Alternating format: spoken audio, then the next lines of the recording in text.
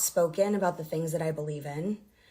I understand that sometimes my messaging can lose its meaning. Not your direct messaging. You don't want to mess with me makes sense to everybody, as does a Molly user being on a show called The X Factor. Everyone also understood what you meant by the customer is always right. You don't want to see sugar-free on packaging because your struggles with food consumption are somehow more important than a diabetic customer's struggles with insulin production. When I get emotional, right? I am human. I am somebody who is just very passionate about what I believe in, and I've lived through enough to know when to speak up for people who don't have a voice. People with eating disorders not only have a voice, but if they moo loud enough, they'll get corporate sponsorships. So by the time I got to the counter, after seeing so much diet stuff and health food stuff, it wasn't clear to me that it was for specific health needs. Companies make that gourmet cardboard because a lot of people can't tolerate the good stuff. They're not catering to people with no taste. That's what your record label is for.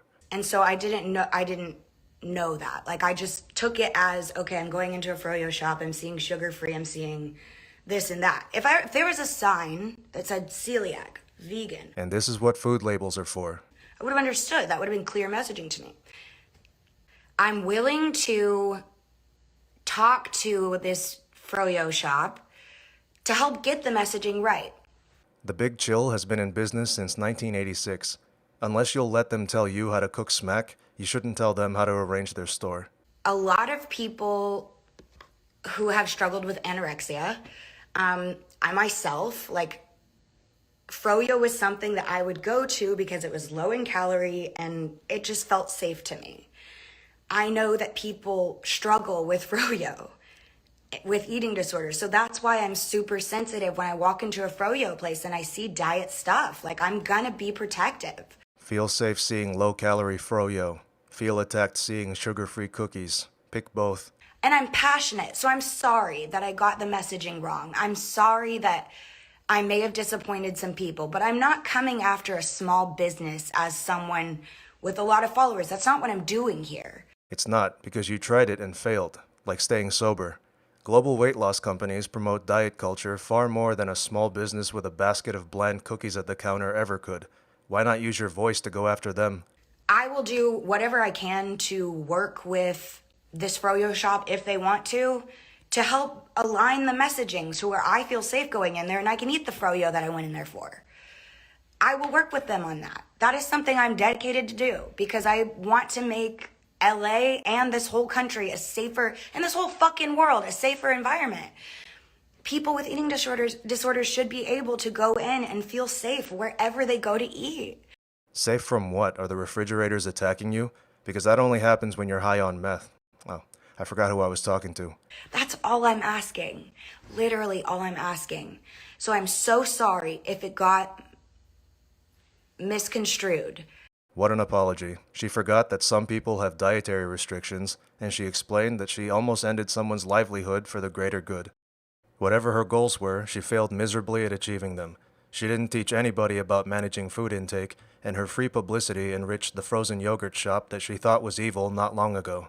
It gained over 40,000 followers and more backlinks than it could ever build on its own. Demi Lovato wants to be known as a body acceptance heroine, but she'll be better known for her body's heroin acceptance. Supporters call her selection a breakthrough for the transgender community. If we're lucky, the next trans breakthrough will be Hubbard's other elbow. It's also reignited a debate with critics who say it's unfair for an athlete who used to compete with men to participate in women's sports. Hopefully, Hubbard's other manly growths don't get caught on camera. Only in a world where that counts as a female does an issue with an obvious agenda behind it count as a debate. MTS Tie-Up has the story.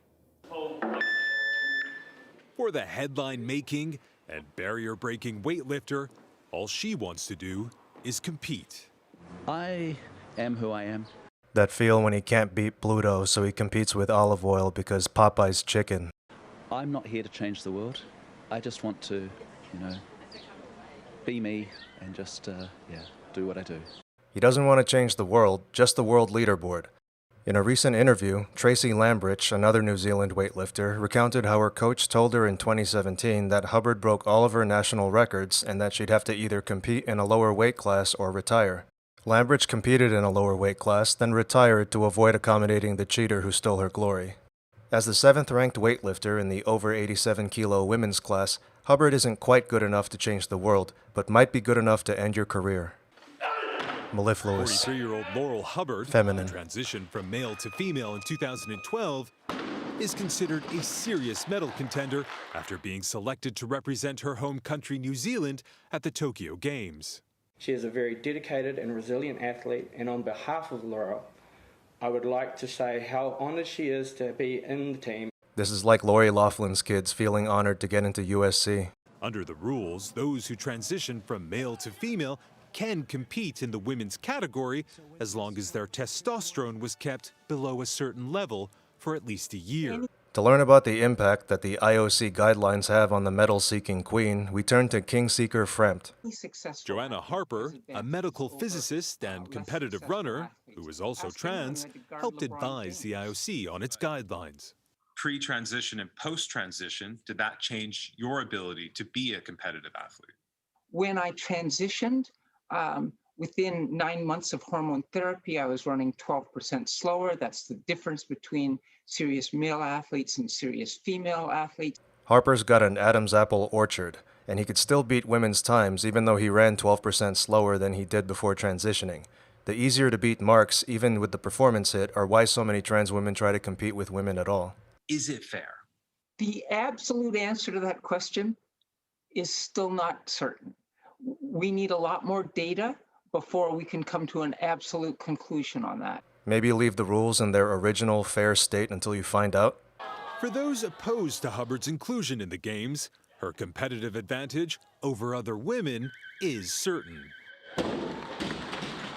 Males do have a performance advantage that's based on their biological sex. They outperform us on every single metric: speed, stamina, strength. Picking testosterone is a red herring. I mean, we're forgetting about the anatomy, the fast twitch muscle, the bigger organ. We have not forgotten about the Phantom of Preopera's organ, but CBS has forgotten to give this lady's name. Hubbard causes women to be left out without even trying. Even if a trans female athlete doesn't win anything, he still takes a spot from a woman who deserves it. Hubbard left a Tongan lifter one position short of qualifying for her first Olympics. The IOC then gave her a wildcard entry to show how inclusive they are, after their trans policy allowed her to be excluded in the first place. Earlier, Joanna Harper mentioned that the matter of fairness has no absolute conclusion and that we need more data. Sadly, the data will come at a cost, from lost scholarships to missed trips to the Olympics. Every time we let a mutilated man destroy much weaker opposition for the sake of collecting data, we only get closer to the absolute conclusion. Tom used company funds for personal reasons and got large loans without the unanimous consent of the other members, as required in the operating agreement. He's worse at keeping his fingers off someone else's paper than the schmuck who scanned this document and left his thumb in the margin. Last April, Aaron noticed $30,000 missing from the company's account. Turns out that Tom took that money to cover his tax bill, and he still hasn't paid it back. Chris Jones got lucky when Vince G caused Physiques of Greatness to break up. All that awkward cameraman took was too many naps.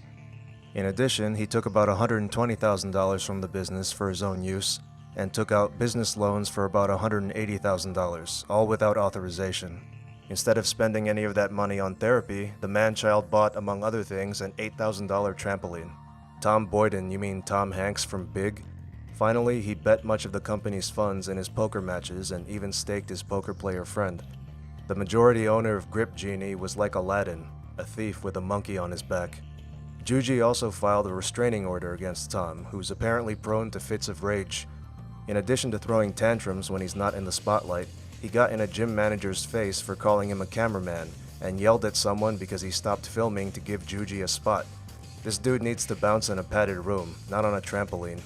On March 22, Tom released an apology video, which has since been taken down, along with all of his other videos. Notably, the guy who wanted more time in front of the camera couldn't remember his lines, and he read them from his phone because the king of YouTube fitness filmmaking didn't have a teleprompter. As part of the resolution, I am voluntarily no longer a stakeholder in Grip Genie or the YouTube channel. While I did take money out of my own company, Grip Genie, of which I am the majority stakeholder, or was, some of the rumors and unfounded allegations are untrue. What a defensive so-called apology. Your own company. You still had to get approval from your business partners before you took money out. I've openly shared my ups and downs during the last 4 years publicly via YouTube, and in the spirit of maintaining that vulnerability, I admit that I could have done many things differently. The cameras weren't rolling when you looted the company, but okay. After saying that he's vulnerable and that he made a mistake, he wishes Jujimufu the best, and then goes on to his personality issues. Many of the events filed in the initial lawsuit lack context. I found myself in a high-pressure situation and admit that I said things out of anger and frustration. I, however, have never and would never threaten to harm anyone and would never cause bodily or emotional harm to anyone intentionally. Some of the rumors that are being circulated imply that the situation was more than it was. These difficult parts of my personal life are now public, and many parts of the stories are being twisted into some pretty crazy stories that stretch the truth or are outright untrue. This is his way of saying that there was no point in filing a restraining order against him. To be fair, I don't see him throwing a punch that'll hurt as much as seeing over $100K missing from the bank account. Being judged openly in public is difficult, but I leave it up to you to determine for yourselves what you choose to believe. However, I would like to set a few things straight. I am not addicted to drugs or gambling. I have never come close to endangering anyone, nor have I threatened to do so. To my knowledge, there has been zero police involvement in this matter. Frankly, I'm struggling with understanding the entirety of this situation and how things got to this point. He still won't admit that he has a problem. That feel when he's been released from the company but can't be released from the grip of his addiction. Anyway, he apologizes, he says he tried his best, blah blah blah. In typical YouTube fashion, he's only sorry that he got caught. The only reasonable response to this second fiddle is to play the world's smallest violin. Tom lost his cash cow and has been getting slammed on the internet, so he's in a really bad spot. On the bright side, he doesn't have to worry about anybody calling him a cameraman for a very long time. I always thought that I overate. So did we. But then people in my life would say, oh yeah, I eat more than Tess. And it was almost like I wore it as a badge of honor. She said that the people in her life say they eat more than she does. She didn't simply say they eat more than she does. That's because they don't, but they say they do, so the golden chungus keeps them around. For people hearing me say I'm anorexic was really jarring. Many of those messages are on this Instagram post, where she first mentioned this eating disorder. True to form, she told everyone to stop criticizing her appearance, but she's a public figure, so she'll be exposed to all types of comments. Tess can't have her own gravitational pull and then choose what gets caught in it. Holiday's dietitian, Anna Sweeney, says, if you think that most eating disorders are visible conditions, you're wrong. Eating disorders don't have to look a certain way. I understand that people look at me and I don't fit what we have seen presented as circus tents, the diagnosis for anorexia. That too. But then for me, that tells me that there's a larger problem, which I've been actually saying for years, is that we have a lack of diversity and representation in the world. People with anorexia don't need diversity and representation. They need to eat normally. The larger problem is, of course, Tess Holliday, who reads the definition of anorexia in a way that suits her. She built her career on fat acceptance, so she can't lose weight without looking like a hypocrite. By pretending to have anorexia, she'll have an excuse if she ever loses weight. It was a good strat, at least in theory. I have been happier in the last 6 months through my recovery than I've been in my entire life. I feel whole. I feel at peace. I really feel in my power. If there's one thing happy people don't do, it's repeatedly announce that they're happy, especially after finding out that they have an eating disorder. Also, the only person who can dim anyone's shine is Tess when she causes an eclipse. She can write whatever narrative she wants, but we can easily find the holes in it. First, Tess hasn't restricted energy intake relative to requirements, leading to a significant low body weight. One look at her Instagram, preferably on an empty stomach, will show that she's been an absolute unit for years. She also doesn't have an intense fear of gaining weight or becoming fat or persistent behavior that interferes with weight gain. Like I said, her career orbits around accepting how obese she is. Finally, she's not disturbed by her body weight or shape. In fact, she flaunts them by posing in clothes that leave her fat ass hanging like EDP. She doesn't have atypical anorexia either, because even if you take away the underweight requirement, she hasn't experienced significant weight loss. Instead, she looks like a plastic bag full of gasoline. Even though the colonial pipeline is back to normal, Tess keeps storing so many calories that she's practically hoarding fuel. And she says her dietitian has her focusing on eating 3 meals a day, and she's doing Pilates. So, 3 trips to the buffet and Pilates, except she's not exercising at all here. It would only be exercise if the other girl caught Tess. She should take Pilates more seriously. It's low impact and strengthens the core, which on Tess Holliday is under the mantle and the crust. Also, the Cleveland Journal of Medicine did a study finding that restrictive eating disorders tend to be under-recognized in patients with larger bodies. Sure, it's hard to recognize it in someone who goes from 220 to 180 in 6 months, not someone like Tess who goes from 350 to 349.5 in 6 hours because she ran out of Cheese Whiz to squirt into her trough. Fortunately, most people aren't buying Tess Holliday's story about having anorexia, which means she can't expand her fan base unless she expands with it. Tess Holliday is basically a female Kirby, a pink blob who has to inhale everything in her path to get ahead on a platform. Step right up here for the greatest show on earth, the Washed Up Loser Olympics 2021. After a long wait, you can finally witness elite athletes from around the world competing in sports that most people don't care about. But enough about the real Olympics, you're going to watch The bargain bin version that aired at the same time, with me, Asian reporter and returning champion Elgintensity, aka the Ayatollah of the Trapezola. And they're off. They start, it's a long straightaway. It starts with a slight decline. Not much of it, but just enough to have a good start, maybe lull some athletes into a false sense of speed and intensity. It looks like that ship has sailed, because this event is called a sprint, but they're not sprinting. Nobody, least of all a competitive exerciser, is going to maintain near top speed over that distance. I'm not surprised that Dave Castro thinks a sprint should go for 500 meters when he also thinks a deadlift should go for 24 seconds. Nothing says fittest on earth like running almost as fast as the camera guy. What Brandon needs to do is really focus on almost pushing yourself to the red line. Actually, her competitors pushed her to that line. Brandon came into contact with teammates who tested positive with an on-site antigen test, so the medical team isolated her from the rest of the competitors in every heat, despite testing negative herself.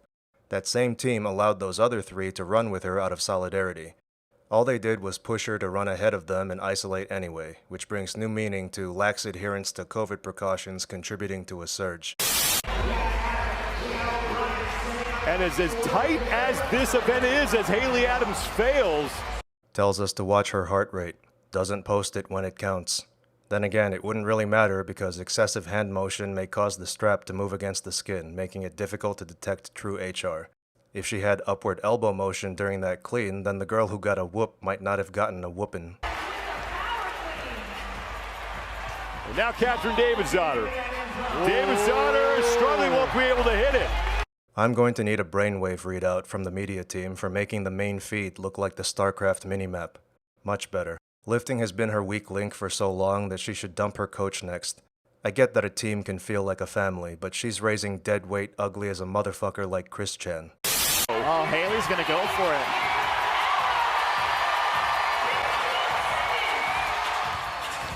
She lacks the neuromuscular development to keep up with the other lifters, but at least her weak system makes her a high priority candidate for a certain shot. Carnage going on the right side of your screen as some of the most elite athletes in the world struggle through this movement, but Dave Castro, as you said, is now raising the bar as far as what is expected from the men and the women when they get here. High rep box jumps aren't hardcore enough, so CrossFitters went from using their Achilles tendons as pogo sticks to using their spinal columns. It's a miss and a full rep. And another no rep for Vellner as we now approach the 6-minute mark, 1 minute left, and now Medeiros is down. The man with the natty blunt force defense fails his rep on line 5, but restarts on line 4 as instructed by the judge, who had one unpaid job to do. Here, the judge realizes that they both skipped the line and makes him do another rep. It ended up not mattering because Medeiros won the games, but this mishap shouldn't have occurred, along with the event itself. The new CrossFit owner and CEO can't be very serious about ending the culture of bullying at the company when his games director is basically giving people swirlies. Think of you shooting a free throw from the free throw line. The accuracy needed on a snatch is like shooting a free throw into a golf hole. That was like Laurel Hubbard shooting for a women's Olympic weightlifting medal, only to leave the sport the same way he came. Just say that the lift is more technical. Then say that getting certified to teach this technical lift to CrossFitters is like Laurel Hubbard shooting into a urinal. And now for the clip you've all been waiting for. Now Wells, in her last one, missed the first one out front. Hey. Uh-oh. Nope. And Brooke Wells is going to be tended to by the medical team here.